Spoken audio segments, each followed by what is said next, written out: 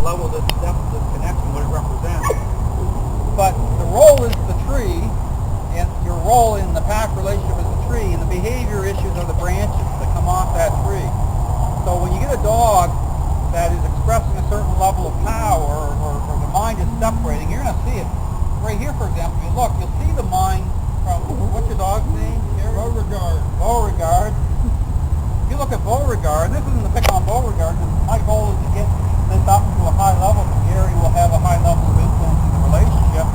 But if you look at Beauregard, the level of, you look how the mind is going, ebb and flowing, there's a high level of separation going on from the mind to Gary. The mind doesn't, he's being objectified, okay, which means that he doesn't have meaningful influence seen at a high level.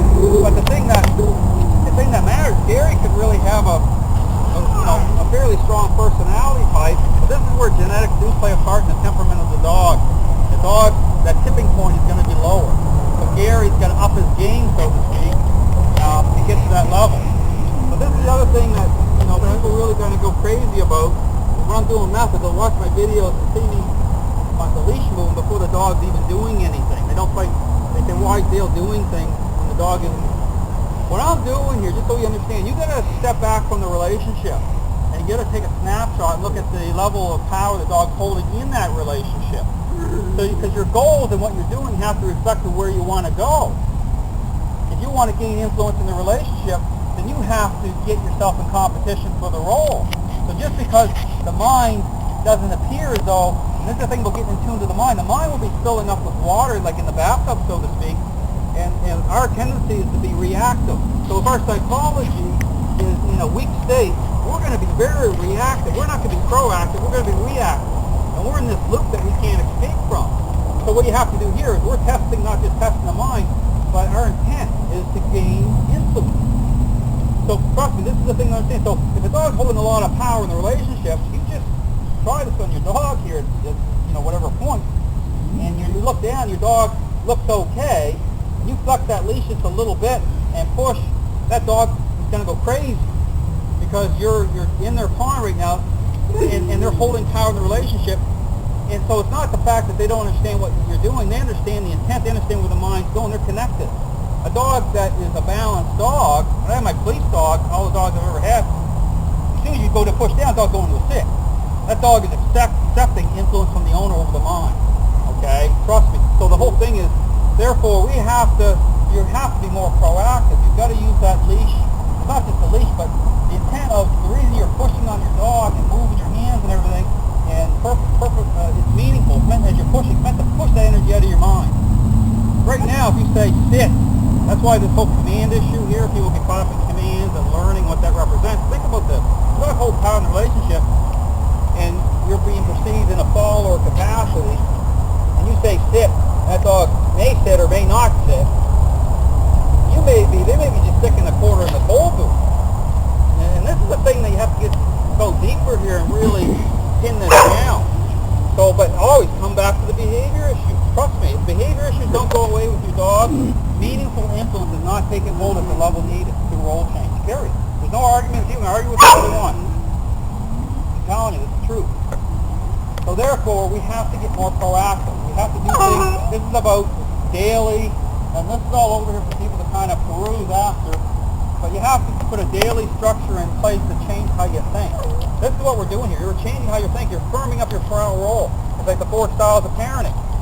I'm not labeling I'm not saying suggesting anyone in here is a permissive parent. What I'm saying is, in your psychology, if it's weak, then you have to start to get into that more authoritative parenting style, because that is the connection issue here.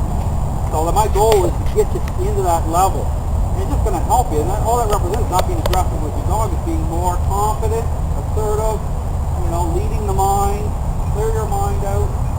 When you're doing this method, even Gary, when you're doing this get your mind into assertive. You should be, don't pet on your dogs here when you're doing this, because if your hand is moving down the body, or you're thinking a certain way, that's emotion right now. We don't need emotion right now. This is about firming up your parental role, so you need an influence. We need that to grab hold and take hold.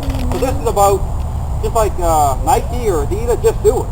Like, that's where your mind needs to travel right now, and you have to be, so you want to get that we're going to do an exercise here in a second.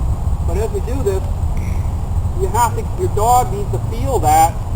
You're putting influence, you're saying, I own that other dog in person. That's what this represents. So as we do this exercise, we're going to be working off each other here a little bit. But this leads into the socialization aspect of this, where you want to meet your dog to meet other dogs. And this is the big issue. This is the appearance part of this, to understand, is you could, after I leave, you could have your dogs out here. You could have your dogs out here playing, and use that term loosely, with another dog, and it could look okay from the surface. And you could say to yourself, wow, this is great, my dog is having fun. You're not going to have an incident like that. Because those dogs, how the dog goes towards another dog or interacts with another dog, it pivots off your relationship. It pivots off your role in that. So that's that dog's mind, and that dog's with another dog. I tell people, don't be fooled.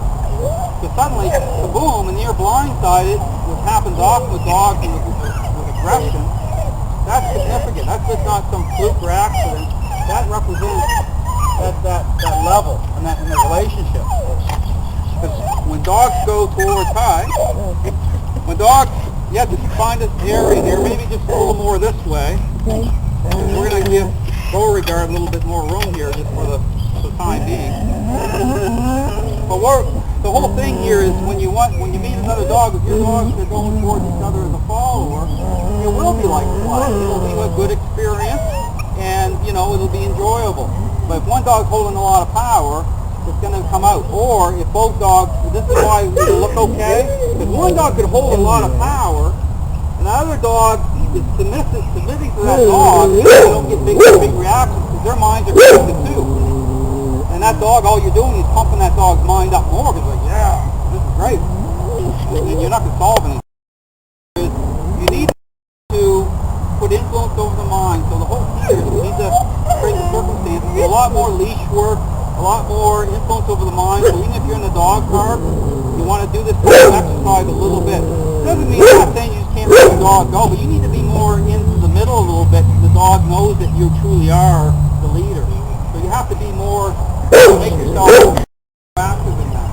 So because you have to look at the mind. The mind's going out, say at a high level, really ramping out. You need to block that, get that back. Interrupt that. It's important. So you have to be looking at where the mind's going. So if you have the leash right now and that mind at a high level like that, that's significant. Okay? Put the mind in and through you. So the exercise here through the moments that we're using the sit position. And this is something, Gary, you're going to practice out here. We're not going to do this exercise with you, but you're going to practice, and I'm going to help you here a little bit anyway, is the sit position. You're going to push on Beauregard's body. But the whole goal here is to create a second or two of, and that's what everyone's looking for. To the sit position, you're not going to ask the dog to do it. This is the thing with the intent, the connection issue here, the unspoken language. Trust me, the dog's resistant. It ain't because they don't understand. They understand very well with it. They just not like it. Okay? As you put your dog in the position, and the mind comes in for a second or two, that's what you're going for. Okay? That second or two, the dog is calm and submissive.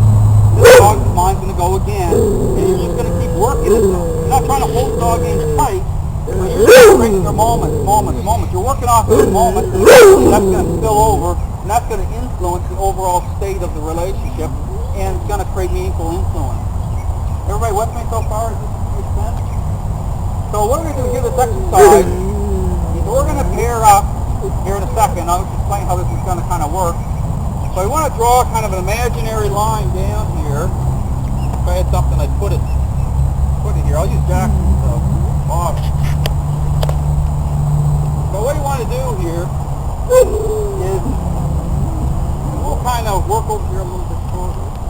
Just so Beauregard has a